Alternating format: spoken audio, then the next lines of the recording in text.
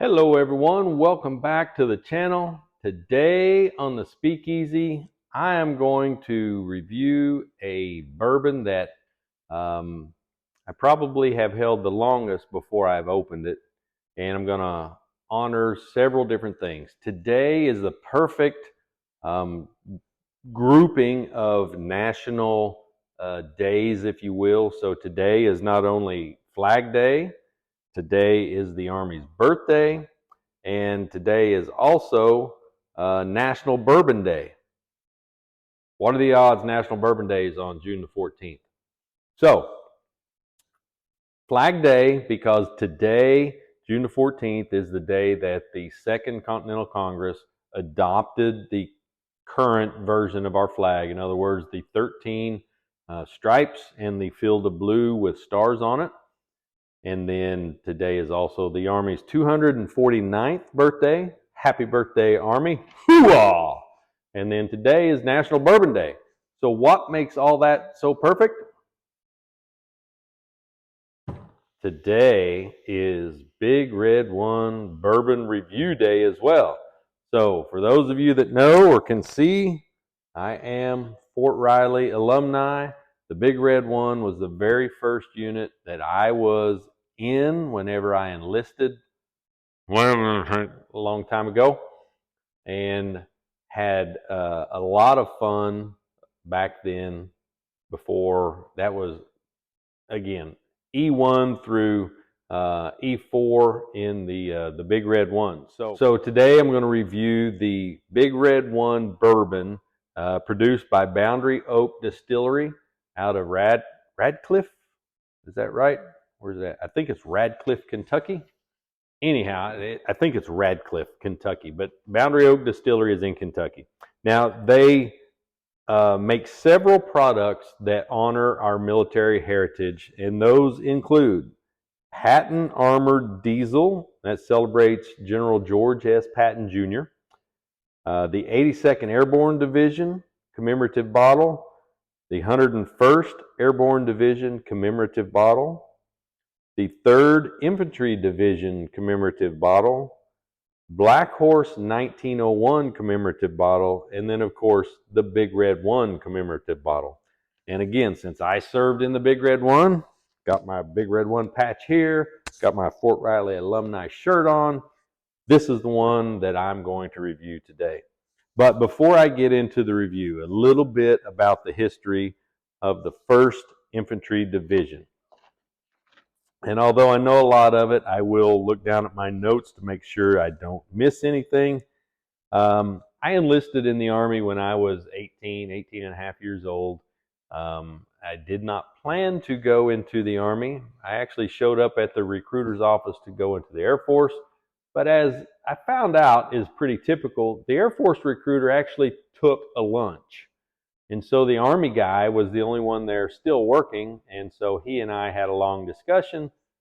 Lo and behold, a week later, I'm enlisting in the Army. So I enlisted for what at that time was called OSIT training. I think they still have it.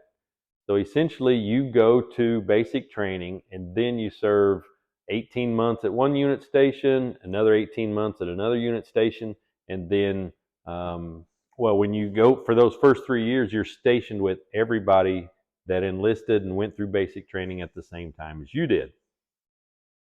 So for 3 years, I had a lot of good friends out of this Army infantry unit, and made, really good friends, probably count on one hand.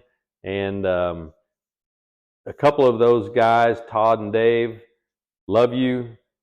Got to see Dave not too long ago. I will post a picture here, the picture of Dave and I enjoying this bottle of Big Red One commemorative bourbon. I actually been looking for this for a little while, and I had a family member that was down in a part of Texas where they actually sell this bottle, and he was able to pick me up a few bottles, and I did not open any of them until I could share the first drink with a fellow member of the Big Red One of my best friends, Dave.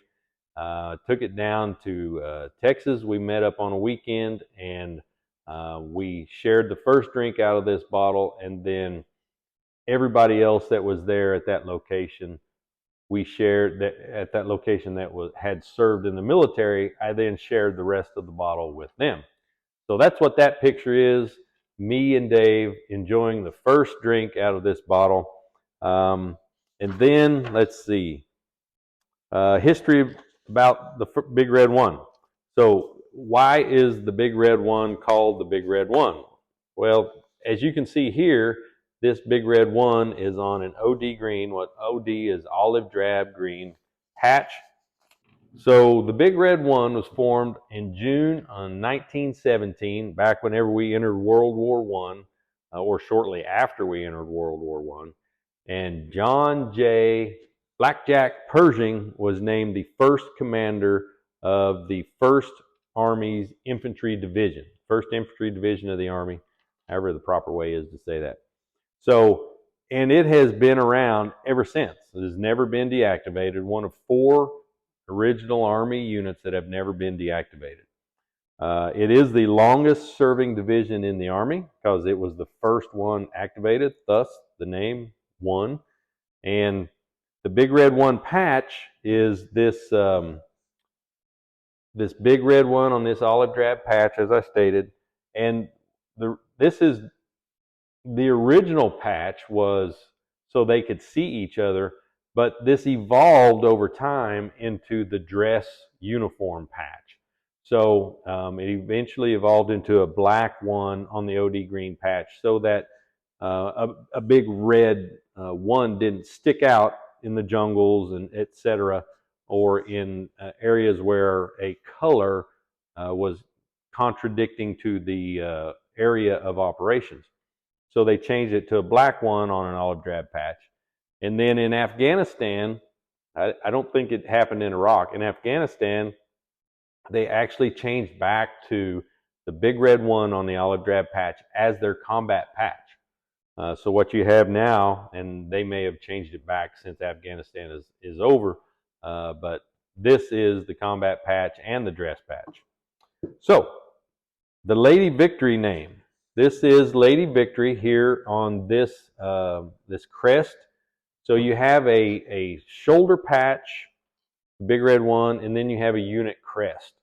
So on a military uniform, whenever you were in combat, you're going to have a shoulder patch, and then you're going to have a unit crest. So that's kind of how that worked. Just worn in different locations on your uniform. And a movie was even made about the Big Red One, starring Lee Marvin back in the, I'm going to say the 70s. I don't know exactly when it was. But after I enlisted and my dad, I actually went into the delayed entry program. So I had about 2.5, 3.5 weeks before I shipped out. My dad made me watch the movie Big Red One, which is a phenomenal movie about their World War II, I believe, activities over in Africa, if I'm not mistaken. I'll put some links below to the First ID and their history. If you're more interested in their history and things about the First ID, click on those links below and it'll explain a lot. And then not only is it talking about a lot of things on here, so let me go back just quick. 1917, when it was formed, Lady Victory, their unit crest.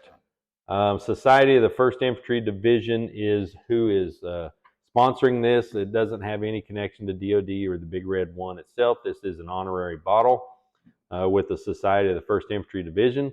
It talks about the different conflicts that they participated in on the back, and then the fact that Boundary Oak Distillery is the one that produced this bottle. And then it has this phenomenal, cool canteen cover bag that goes with the bottle. I mean, anybody that's been in the Army for longer than 10, 15 years knows what these OD green canteen covers are all about.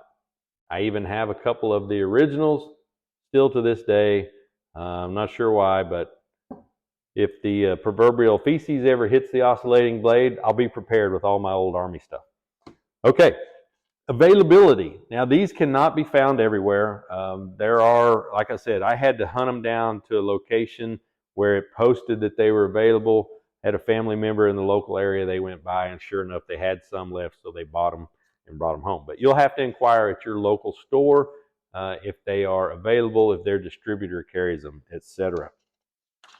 Okay, back to the review. Now, the Boundary Oak website does not contain a lot of information about this bourbon. I personally think, and if you know, please correct me if I'm wrong, they have a proprietary, a preferred mash bill, and that's what they make all of their bourbon. All of their bourbon is one tasting, if you will, one flavor, etc., one mash bill. And then they make these commemorative bottles that are just phenomenal to support the military and the different. I think they even have one for, I think it's St. Michael's, that is support all your public service folks out there like firefighters and policemen. But this is bottled at 100 proof. This is 50% alcohol. So it doesn't say bottled in bond, but it is bottled at 100 proof. It is aged a minimum of 2 years. Now, originally, when this came out several years ago, one of the reviewers said that this was a sourced bourbon. So that would have meant they were getting it out of, I assume, Midwest grain producers, MGP up in Indiana. I don't think it is that way anymore because their website and this bottle states that this is produced by Boundary Oak Distillery in Radcliffe, if I can read that properly. Yeah, Radcliffe, Kentucky. So this is produced and distilled by Boundary Oak Distillery. So I think that it is their own distillery product now. It is no longer sourced. Now, that reviewer also said, I looked all over the website, I looked around, and I could not find what the mash bill was. Now, back then, when it first came out and it was sourced, he said that it was 72% corn, 22% rye, and 3% malted barley. Now, you do the math there, that adds it up to 7%. So I don't know what the other 3% was. But if you know what the current mash bill is on this product, please post that below. I would love to know. Again, this bottle says that it was produced in Kentucky, so it's got to be their own mash bill. All right, let's get into the review. Again, the first bottle that Dave and I cracked open, and then I shared with the other folks there with me, it is empty, or a dead soldier, as we call it. Take that as you will. Just a play on words. But this, I was really surprised at how much I enjoyed this. I mean, initially, to smell it, it is not hot on the nose at all. It is not overpowering. Has a sweet caramel smell to it. Little bit maybe of a corn smell, but I mean, I can smell a little bit of a char, but it's primarily sweet more than anything. It might have a little bit of butter. I don't think it's spicy. No, it smells wonderful, in my opinion. If all bourbon smelled this way, a lot more people would drink bourbon. Again, if it was 3/4 corn and about a quarter rye, a little less, 1/5 rye, and then something else, a little malted barley.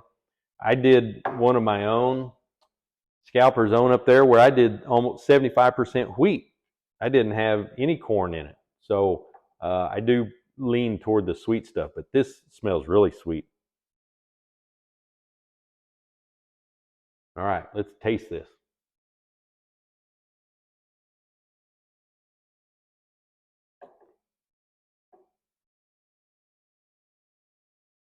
Now, initially in the mouth, it's got a lot of heat. Doesn't have very much heat going down my throat at all. Sweetness in the mouth as well. That sweetness does fade kind of quickly though.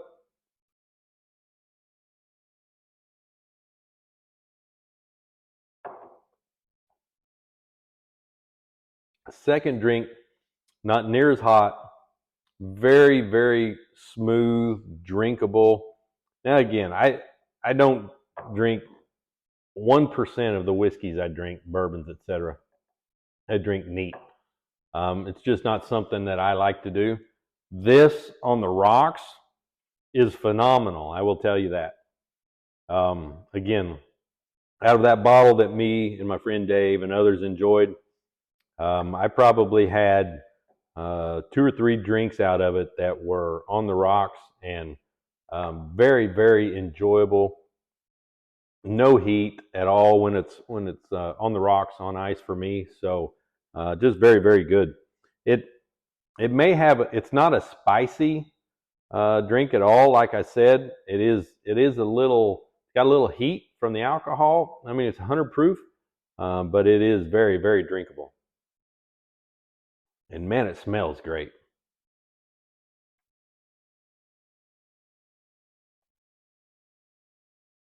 And as I said, I'm going to assume that this is Boundary Oak Distillery's standard fare and that they put the same thing, the same bourbon, in all of their commemorative bottles. If I'm wrong, please let me know. What are my other notes? I don't have any other notes. Like I said, it tastes great. I love the bourbon. I love the package. I love the packaging cover. I love everything about this one. It is right in my wheelhouse as far as 100 proof. I kind of hang right there between 90 and 110, so this is right in the middle. It speaks to my heart because it is first ID, and it talks about everything. It brings up a lot of memories. Not only the canteen cover, the first ID, sharing it with friends. I can't get much more to my heart than this bottle is right here when it comes to my military memories. Now you will also see a lot. The majority of my career was spent actually with the 45th Infantry Division. So Boundary Oak Distillery, there's your next one right there. Please give me a 45th Division commemorative bottle. Would love to see that happen. I appreciate you guys tuning in, checking out my Boundary Oak Distillery 1st Infantry Division commemorative bottle of bourbon. Please check out my website, SCALPER'S.com. You can see all of my merchandise there, and any additional information that you might be interested in is out there for other things. So please remember to like, share, subscribe, tell all your friends, and we'll see you the next time here at Speakeasy.